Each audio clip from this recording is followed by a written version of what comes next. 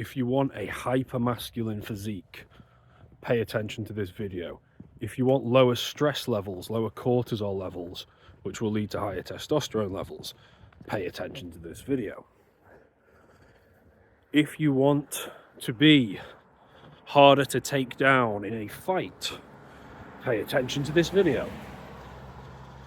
So I want to talk about trap training. I don't think enough guys, enough men are doing it. Everyone wants the biceps and the beach body and the V-taper, and those things are important and they are attractive and they look good. And people will take you more seriously when you're in a suit and you don't have a beer belly protruding out of it. You've got naturally, properly broad shoulders, not just your style making you look broader. Like, people do take you more seriously. And that's whether you're 52 or you're 22. A masculine physique, a mature physique, looks better than an immature or weak or unhealthy physique. This stuff matters. But bigger traps, nothing symbolizes that kind of intimidating sort of look that clearly paints you as not a target. Someone that's going to be very, very difficult to take down. Someone that say a bully or I don't know, like a person with a bit of a nasty mentality is going to look at and think, avoid. And nothing's going to do that more for you than trap training. It's one of the most, it's the area of the body that has the most androgen receptors, which is obviously linked, not obviously, but it's linked to testosterone, and high testosterone guys tend to be a bit big around there. Now, this is not the same thing, so please don't take this out of context, but this is why guys who hop on steroids, loads of test and trenbolone or whatever they take these days, their traps tend to pop disproportionately to their arms, to their legs, to other things. It's because there's more androgen receptors there. And you look a bit uncanny, you look like a bit of an idiot by doing that, but I'm saying do it naturally. Don't look like an idiot, but do build the traps up. It's one of those muscles that the traps in the neck, when you look at someone's face, you don't necessarily consciously take in note here, but when someone is big around there, it subconsciously changes the way you perceive someone. Just like if someone's got a pencil neck and they're really thin here and they've got really flat, depleted look around this sort of area, and they've got the collarbone sticking out, they look weak, they look like a target, they look like they've not eaten in weeks, and that's not a good thing.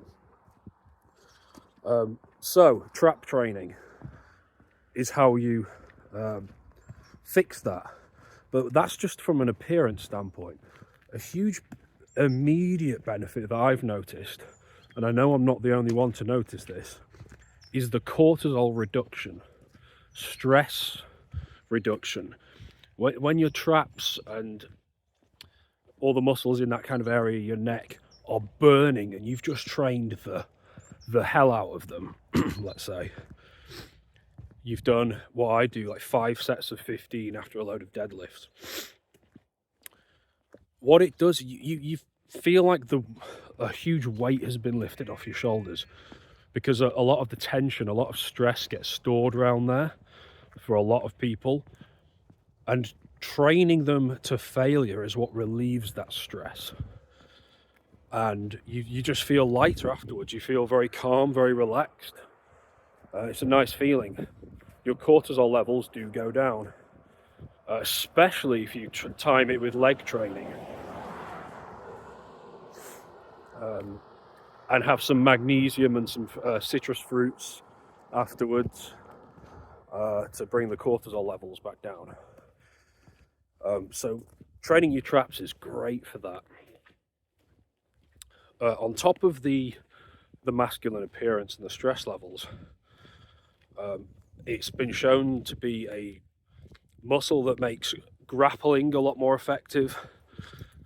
Things like wrestling, things like being harder to take down, because you're just stronger in that area.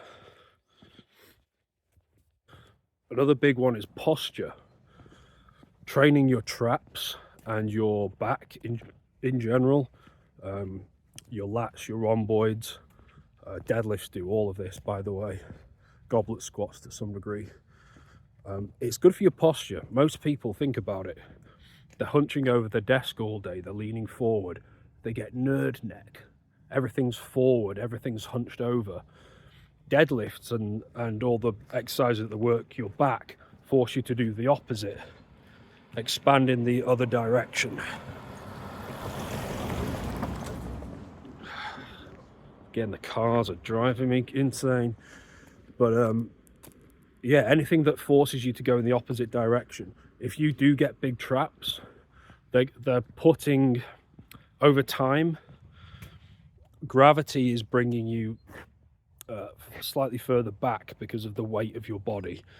Guys who have big chests and they always pressing their shoulder, their front delts, their chest, all of these front muscles, when they massively outweigh the back muscles, it tends to bring you forward, especially if you're already hunched over a screen already all day for your job. Build the rhomboids, build the back, build the traps. It does the opposite, so it's good for your posture. Now, you should still have good posterior chain development, which is all the muscles along the spine, and you should consciously do whatever you can to improve your posture as well, but training your traps is another thing.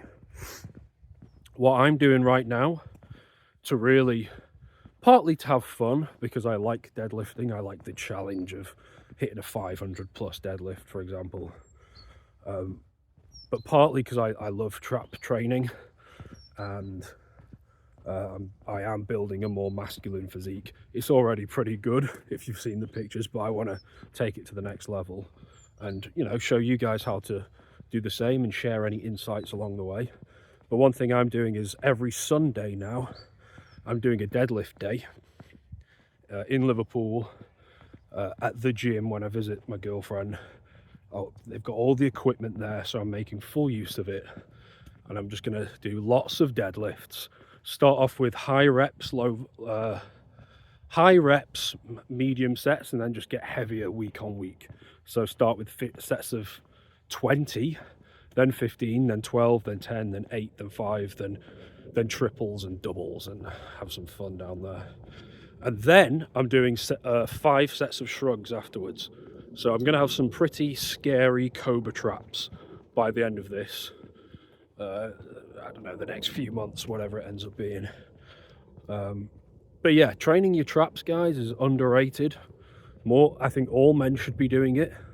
Just like I think all men should be training their legs for basic, well, obviously for testosterone, but for basic mobility reasons and stability and longevity reasons.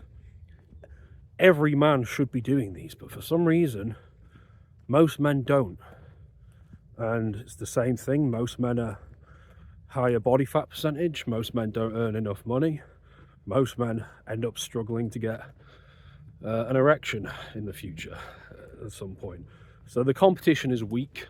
So for those of you who do all these things, you've got a massive advantage over everyone else. Definitely recommend it. If you want to learn more about getting hypermasculine physique, check out this video. I go into a lot more detail on programming and all the right exercises. I think you'll find it very useful. I'll see you there.